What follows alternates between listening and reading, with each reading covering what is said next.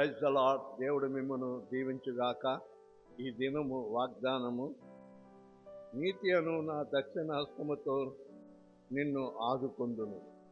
దేవుడు ఈ దినం ఇచ్చిన వాగ్దానం చాలా అమూల్యమైనది. ఆయన దక్షిణాస్తము సహస్య కార్యములు చేయును. ఆయన కార్యములు మరి అతి గంభీరమైనవి. ఆయన నీ పట్ల దక్షిణాస్తము చాపి నీ పనుల్లో, నీ ప్రయాణాల్లో దేవుడు నీకు సహాయం చేయును గాక. దేవుడి వాగ్దానం నీ ఉనికిలో ఆశీర్వదించు గాక. ఆమేన్.